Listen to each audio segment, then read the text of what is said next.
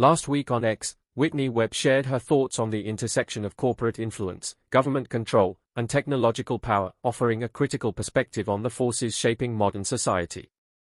On November 18, Whitney tweeted, "If Trump is still bragging about the military-run Operation Warp Speed and the removal of regulations it also entailed, so mRNA vax tech could finally be taken to market under the fog of crisis when it couldn't even get through animal trials the entire decade preceding COVID due to safety concerns over LMPs and near-zero efficacy, etc. I think RFK Jr. really should address what his policies will be on mRNA and other biotechnology injectables as head of HHS. Since endorsing Trump, he has been silent on this issue, and VP Vance and many prominent Trump donors like Musk are deeply invested in medical genetically engineered products." In this tweet, Whitney Webb pointed out the controversial aspects of Operation Warp Speed, specifically the push for mRNA technology amid safety concerns and its swift approval under the cover of a global health emergency. She also questioned RFK Jr.'s stance on these issues since his endorsement of Trump, calling attention to his silence on critical biotech matters. Furthermore, she highlighted the financial interests of individuals like Vance and Musk, suggesting that their involvement in genetic engineering products raises concerns about conflicts of interest and corporate influence in public health decisions. On the same day, Whitney also tweeted, "Rowan, like his fellow Apollo co-founder Leon Black, heavily linked to Epstein, was an alumnus of the deeply corrupt bank Drexel Burnham Lambert.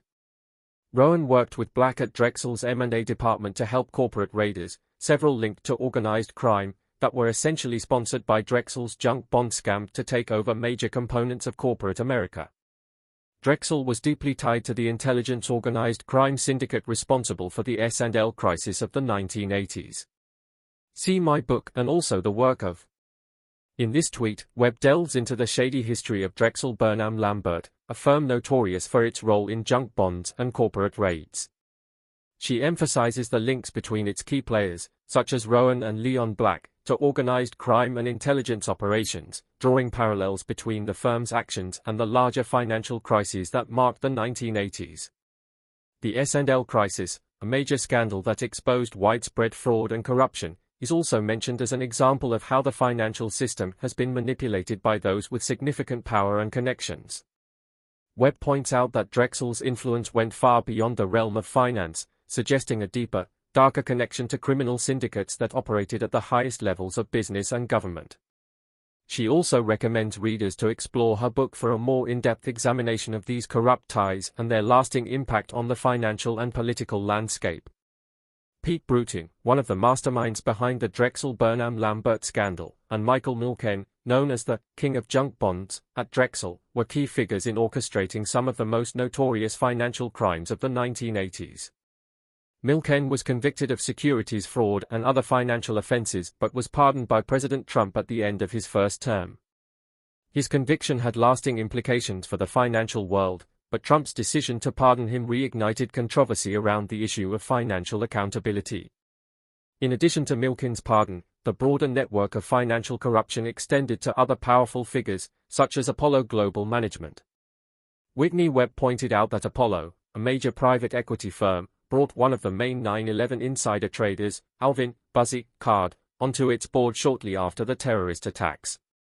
Card, a former top CIA official and Wall Street banker, had deep connections in the intelligence world and the financial system.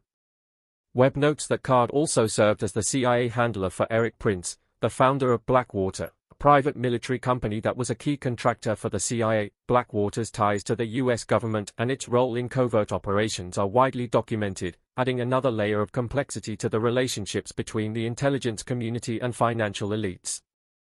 Whitney Webb's critique doesn't stop there. She writes about how nearly every person being considered for major positions in U.S. financial institutions is, according to her, a complete ghoul and/or flagrant financial criminal. This sweeping condemnation reflects her belief that the same corrupt individuals continue to hold power over critical financial and governmental decisions. She stresses how these individuals are often interwoven with shady business dealings, organized crime, and political elites, all of which feed into an ever-growing network of global financial control that undermines public trust in the system. On November 18, Whitney tweeted an update regarding her investigative work, which she co-authored with Mark She revealed that they were working to turn their findings into a book sometime next year, with the intention of connecting a series of dots that were left underexplored in her previous works. These dots point to the financial crimes tied to the Epstein network and its far-reaching connections within the financial and political elite. According to Webb, the goal is to shine a light on the systemic corruption that remains largely hidden from the public eye and to explore the web of power that continues to shape global finance. Whitney further elaborated on the future of finance in her tweets, warning that a digital control system was in the works. This new financial system, which she claims will be sold to the public as an improvement, will actually be a system of control, especially in the event of another economic crisis. She believes that this system will give even more power to the elites, facilitating their dominance over global markets, economies, and governments. The system will likely rely heavily on digital currencies and surveillance technology, which will allow the ruling class to tighten their grip on financial transactions and exert unprecedented influence over global populations. In her later tweets, Whitney discussed the financial activities of prominent figures such as Elon Musk and Howard Lutnick. Both men, she notes, have shown interest in carbon pricing schemes and environmental projects, which could have significant financial implications. Lutnick's company, she points out, has a fund dedicated to promoting the UN's Sustainable Development Goals, SDGs, further intertwining the financial and political spheres. While Musk's interests in carbon credits and environmental initiatives are widely known, Lutnick's activities raise questions about how these schemes could be used to further enrich the global elite. Whitney also pointed out that Lutnick is an advocate for stablecoins, cryptocurrencies designed to maintain a stable value, unlike Bitcoin and other volatile digital currencies. Lutnick's vision is that Bitcoin should only be a reserve asset, not a peer-to-peer digital cash system. Instead, he advocates for the use of stablecoins, such as Tether, for transactions. Tether, however, is controversial due to its opaque financial backing and its connections to law enforcement agencies, particularly the FBI. Whitney revealed that Tether has collaborated with the FBI and assists the U.S. government in seizing people's funds whenever requested. This partnership between a financial product and a government agency reflects the growing influence of state power over digital currencies and how financial systems are becoming more centralized, despite the decentralization promised by technologies like Bitcoin. All these issues, corruption, corporate greed, and the rise of digital currencies as a tool for control, reflect a larger shift in the global financial system. Whitney Webb's tweets and her investigative work underscore the dangers of unchecked power and the growing complexity of financial networks that are increasingly insulated from accountability. The question, she argues, is not just about who controls the money, but how these systems are evolving into mechanisms of control that can manipulate economies, societies, and individuals.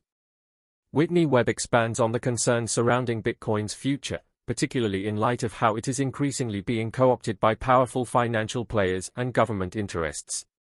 She expresses a deep unease about the potential of Bitcoin to become just as programmable and surveilled as a central bank digital currency, CBDC.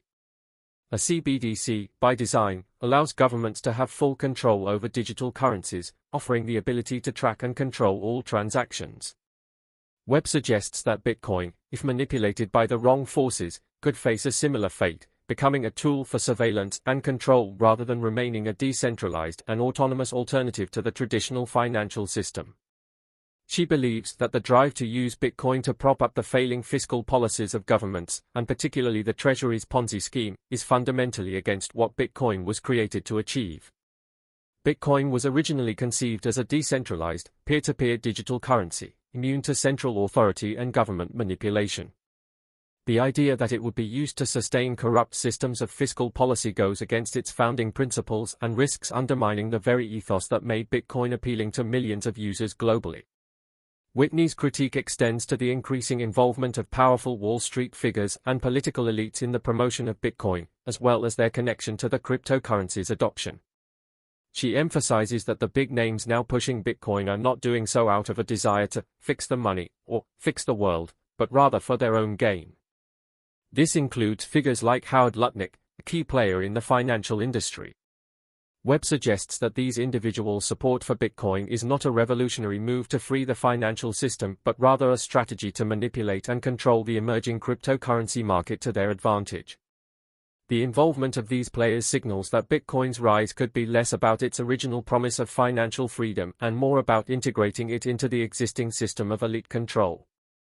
Further deepening her analysis, Webb also critiques the broader technological landscape, particularly how companies like Facebook and Google have evolved from their early days into major players in the surveillance and military-industrial complex.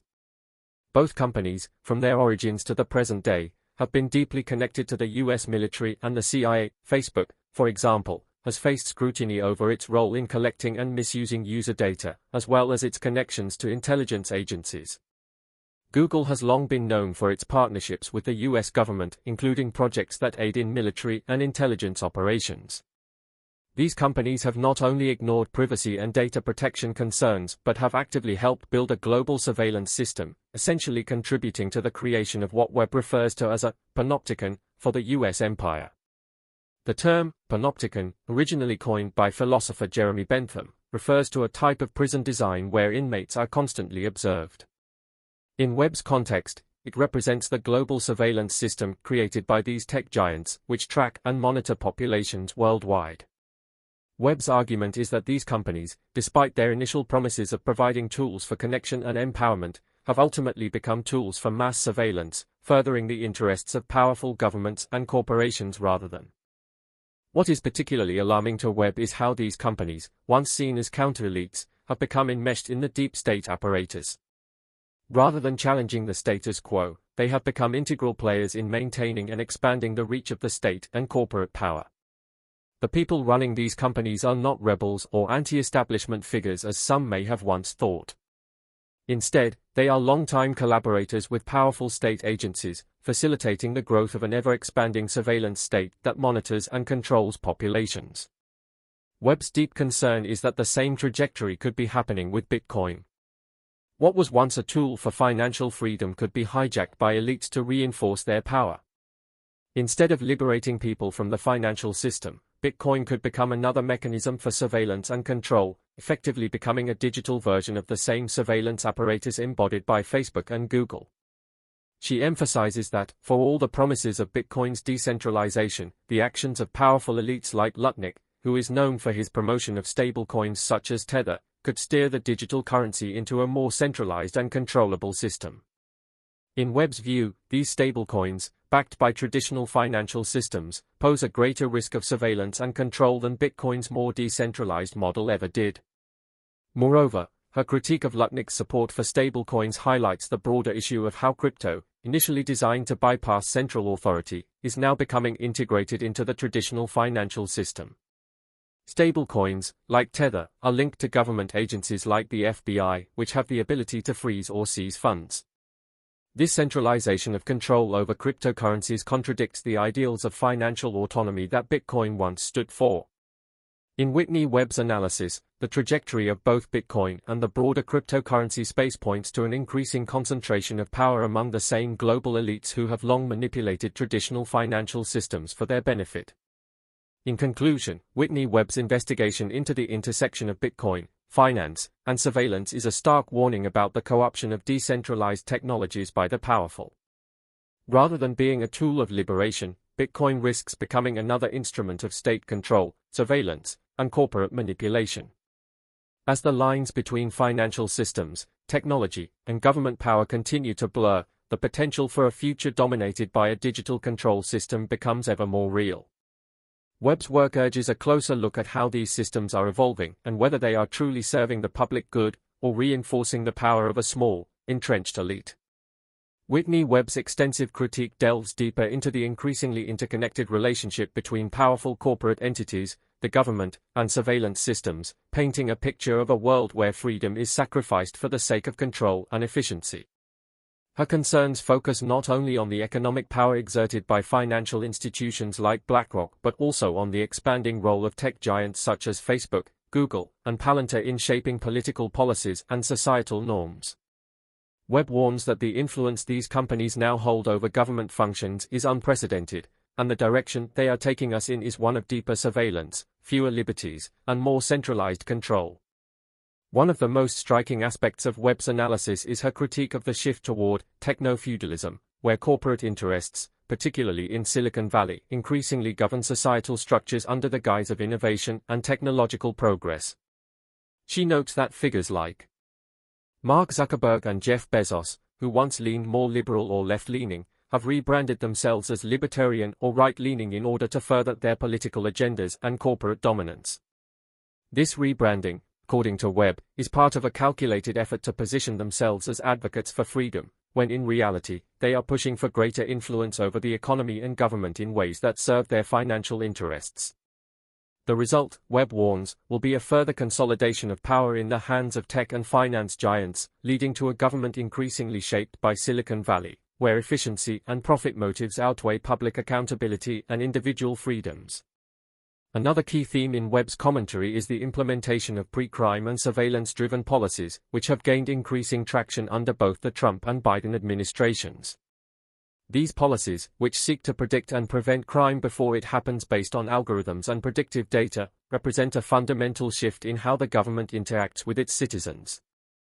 Webb is particularly critical of the aid-driven pre-crime model introduced by Javier M., which she argues goes beyond the reach of constitutional protections and civil liberties. In her view, these policies signal a dangerous path where government agencies and corporations are empowered to monitor, track, and control the behavior of individuals based on data predictions rather than actual criminal activity. Furthermore, Whitney Webb draws connections between these emerging surveillance practices and the major players behind them, particularly tech entrepreneurs like Peter Thiel, who has long been associated with surveillance-driven companies such as Palantir. Webb explains how Thiel's firms, in conjunction with government agencies like the CIA and FBI, have played a key role in developing technologies that enable mass surveillance and the implementation of predictive policing models. By highlighting these connections, Webb illustrates how the financial and technological elite are not just shaping the future of business and finance, but are also contributing to the creation of a surveillance state that encroaches on personal freedoms. In addition to critiquing these policies, Webb also draws attention to the broader consequences of this growing surveillance infrastructure. She argues that the public's passive acceptance of these technologies and their increasing integration into everyday life will ultimately lead to a society that is heavily monitored and controlled. This includes the use of digital currencies like Bitcoin, which Webb believes are being co-opted by corporate and government interests. While Bitcoin was originally conceived as a decentralized, peer-to-peer financial system that could bypass traditional banking and government controls, Webb argues that it is now being promoted by figures like BlackRock's Larry Fink and others who are attempting to use it to further consolidate financial power and control over global economic systems. She believes that these figures are not interested in using Bitcoin to fix the money and fix the world, as they claim, but rather to exploit the cryptocurrency for their own benefit and to align it with the financial system's existing power structures. Finally, Whitney Webb criticizes the way mainstream tech companies like Facebook and Google have become integral players in creating what she describes as a global panopticon, a system of surveillance where every aspect of a person's life is monitored, analyzed, and controlled by both the government and corporate interests. According to Webb, these companies, which have long been associated with surveillance and data collection, have actively aided the U.S. military and intelligence agencies in building this global surveillance infrastructure. This, she claims, goes far beyond their original mission of connecting people and sharing information. Instead, they have become active participants in a system of control that is reshaping the global power structure. Whitney Webb's commentary offers a sobering view of the intersection of technology, politics, and finance. She warns that, far from serving as a tool for individual empowerment, the convergence of these powerful forces is creating a future where the public is under constant surveillance, and where tech and finance giants are in control of both the economy and the government. This increasingly centralized power, she argues, will lead to a world where individual rights and freedoms are compromised, and the public has little say in the policies that shape their lives. Whitney Webb's tweets offer a detailed examination of political figures, their evolving policies, and the implications of technological and corporate influence in shaping governance. In her November 19 tweet, Whitney brings attention to Tulsi Gabbard's shifting stance on Israel. Gabbard, once a vocal critic of Israeli occupation in Palestine, has now reversed her position. Whitney criticizes Gabbard for opposing American students who protest Israel's military actions in Gaza, particularly the Israeli Defense Forces' devastating bombing campaign that has resulted in countless civilian casualties. Whitney warns that those celebrating Gabbart's recent political move should be cautious, urging them to look beyond past iterations of her political beliefs and focus on her current stances, as these are more reflective of the potential direction her policies might take. Furthermore, Whitney scrutinizes a policy proposal related to social media verification that has been championed by political figures. On November 1, she tweeted her concerns about a proposed system requiring individuals to link government-issued IDs to their social media accounts. Whitney points out the similarities between the stated objectives of such policies, control over bots and the protection of children from harmful online content, and the reality of how they could be used for broader surveillance and control. She critiques the policy for its potential to infringe upon privacy and individual freedoms, highlighting how governments might use such initiatives to justify increased oversight and control, which may not align with the purported benefits. Throughout her social media posts, Whitney emphasizes the dangers of unchecked corporate and government power. She critiques the growing trend of merging political power with big tech, which could lead to a world where Silicon Valley corporations play an increasingly dominant role in governance. She points out that figures like Mark Zuckerberg and Jeff Bezos, who have significant influence within the tech industry, are trying to rebrand themselves as libertarians or right-leaning figures. However, Whitney cautions that their true intentions may not align with the values they present. The rise of companies involved in the digital control system, such as Facebook and Google, which are deeply intertwined with the US government and military, also raises alarms for Whitney. She is concerned that these companies, which have shown repeated disregard for privacy, have become key players in the creation of a global surveillance system, potentially leading to an Orwellian future where personal freedom is severely constrained. Whitney's critique of financial policies is another key focus in her tweets. She warns about the influence of financial giants like BlackRock in shaping fiscal policy, stressing that no matter who wins the 2024 election, companies like BlackRock will continue to control major aspects of U.S. economic policy. Whitney links this to the going direct wealth transfer, which she argues has been a tool for funneling wealth from the American public to Wall Street under the guise of COVID relief, first under Trump and continuing under Biden. She highlights the role of former BlackRock executives in shaping economic strategies, pointing out that this trend is likely to continue, despite changes in political leadership. In addressing issues like pre-crime policies, Whitney raises alarm about the expansion of surveillance and the potential for a dystopian future.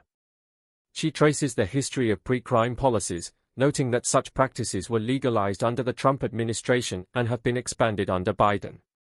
She also highlights the involvement of influential figures like Peter Thiel, whose firms have significant ties to organizations seeking to implement pre-crime systems in the U.S. Whitney connects these issues to a broader agenda of increasing government and corporate control, warning that these technologies could be used to infringe upon civil liberties and personal freedoms. Through these insights, Whitney Webb's commentary continues to challenge mainstream narratives and encourages critical thinking about the relationships between government, corporate power, and emerging technologies. She advocates for transparency, accountability, and a recognition of the dangers posed by centralized control systems, urging the public to remain skeptical of the agendas being pushed by powerful elites. As these issues unfold, Whitney remains an outspoken voice calling for vigilance in protecting individual rights and privacy, especially in the face of increasing technological surveillance and financial manipulation.